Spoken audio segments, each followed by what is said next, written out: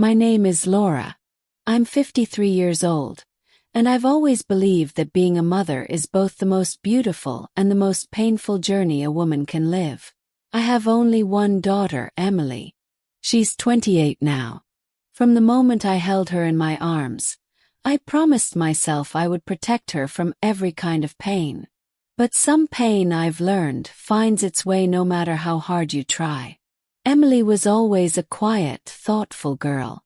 While other kids ran and shouted, she preferred to sit by the window and draw. She never asked for much. She never caused trouble. She was the kind of daughter who made you feel proud just by watching her grow. After she graduated from college, she moved back home for a while. I was secretly happy about it. Our little house had felt too quiet without her. But this time something was different. She still smiled, still laughed at my jokes, but there was something behind her eyes. Something I couldn't quite name.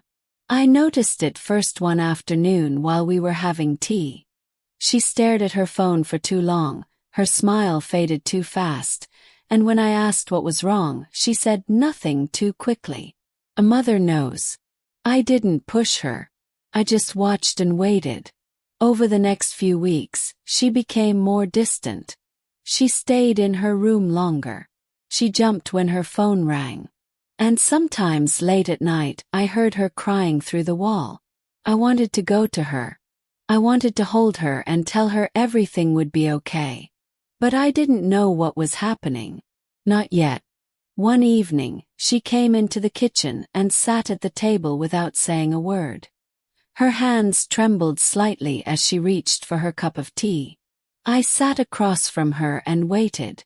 After a long silence, she looked up and said, "Mom, I need to tell you something.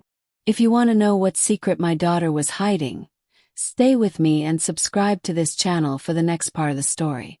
She looked down for a moment, as if deciding whether she really wanted to speak.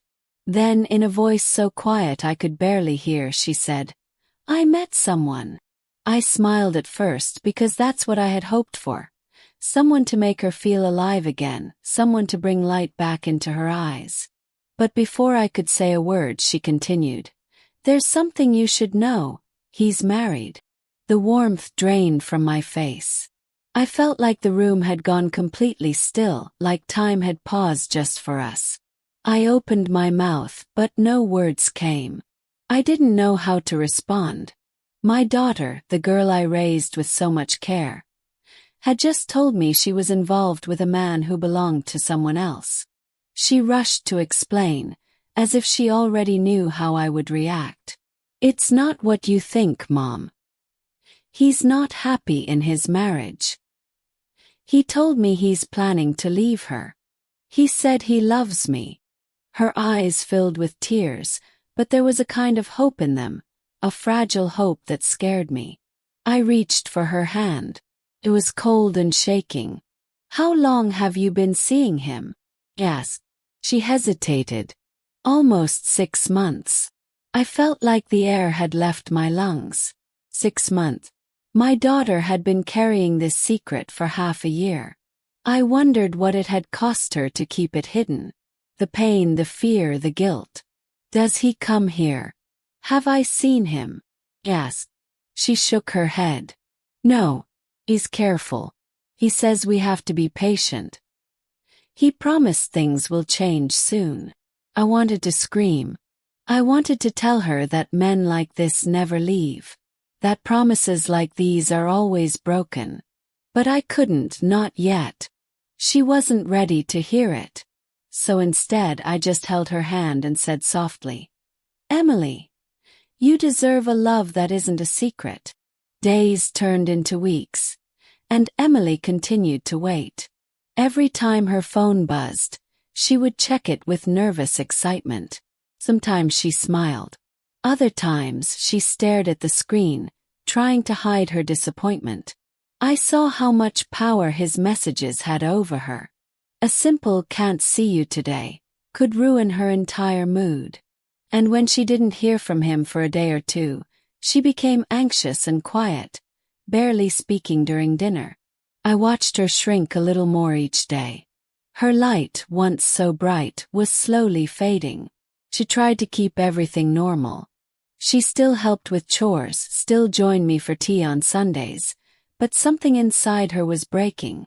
I knew it, even if she didn't say it out loud. She had built her hopes around a future that wasn't real. A future with a man who came and went as he pleased. A man who kept her in the shadows while living another life in the light. And I hated him for it. Not just because he was married, but because he was stealing my daughter's joy in slow, silent pieces. One night I walked past her room and saw her sitting on the floor, hugging her knees. She wasn't crying, just staring at the wall like she was somewhere far away. I knocked gently and asked, "Sweetheart, are you okay?"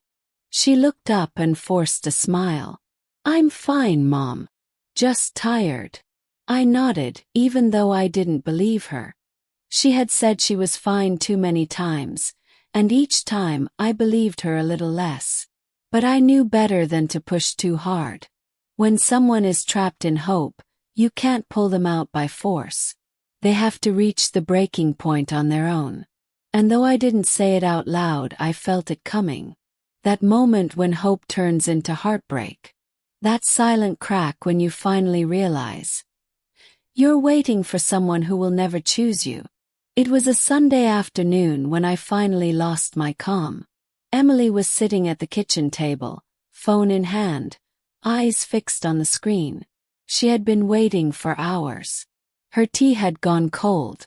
The sunlight through the window touched her hair, but she didn't move. I stood by the sink, watching her slowly fall apart without saying a word. Until I couldn't stay silent anymore. Did he cancel again? Yes. Her fingers tightened around the phone. "He's busy," she replied. Her voice was small, almost childlike. "He said he'll try to call later." I walked over and sat down. "Emily, how long are you going to keep waiting?" She didn't answer.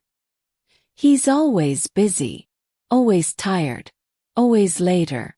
And you're always here, waiting for someone who only shows up when it's easy for him." Her eyes filled with tears, but she didn't blink. She just stared ahead, as if my words were echoing in a place she didn't want to visit. "I love him," she said. "He says he loves me too." I nodded slowly. "Maybe he does. But real love doesn't hide. Doesn't keep you in the dark. And it doesn't leave you feeling like this." She looked at me then, and I saw how broken she was. It wasn't just sadness in her eyes. It was doubt, shame, loneliness. "I thought he would choose me by now," she whispered. "I thought I mattered." I reached for her hand. "You do matter. Just not to him. Not in the way you deserve." She cried finally. The tears she had held in for so long spilled down her cheeks. And I cried too.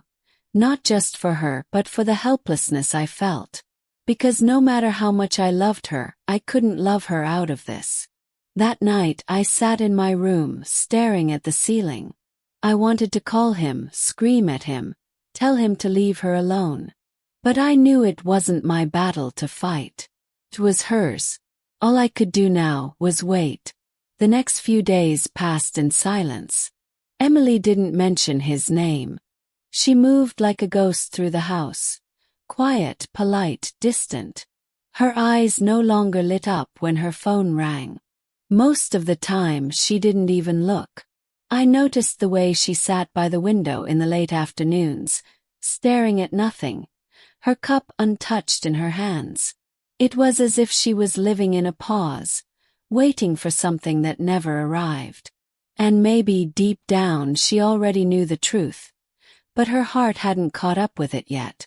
One evening, I found her standing in front of the mirror, wearing the dress she had bought for him.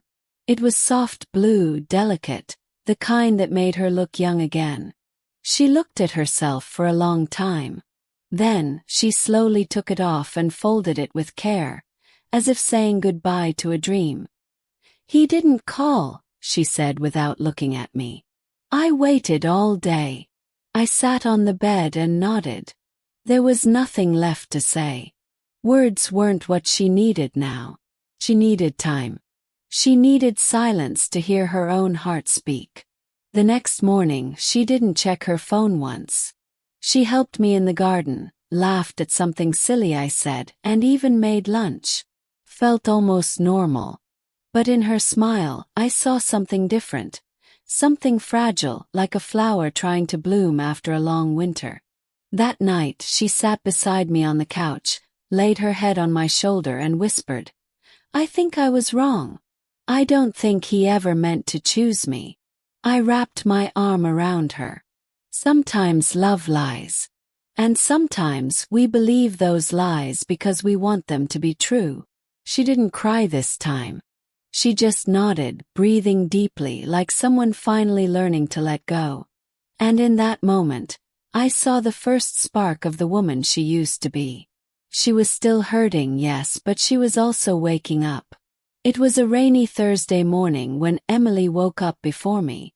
I heard her in the kitchen, moving slowly, making coffee like she used to.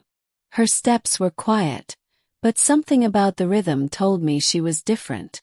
When I entered the room, she was standing by the window, watching the rain run down the glass. She turned to me with a calm face and said, "I'm done, Mom." I sat down at the table, still half asleep, and asked, "Done with what?" She took a deep breath and whispered, "With him. With waiting. With being invisible." Her voice didn't shake this time. It was steady, soft, but certain. She explained everything. He had messaged her the night before. Said he was confused. That he needed more time. That he didn't want to hurt anyone. The same old phrases, recycled like broken promises. But this time something inside her had clicked. "I saw it finally," she said. "He never planned to choose me. I was just something extra, something secret, and I don't want to be hidden anymore." I listened with my hands wrapped around my warm cup, heart swelling with a mix of sorrow and relief. My daughter had finally seen the truth, on her own terms. In the days that followed, she changed. Slowly, carefully. She began to take walks again. She started reading the books she used to love. She bought a notebook and began to write. She even signed up for a painting class at the community center. Her smile was smaller than before, but it was real. And her eyes, once full of waiting, now looked toward something else, something new. One afternoon, while folding laundry, she turned to me and said, "I thought he loved me, you know. I really believed it." He nodded.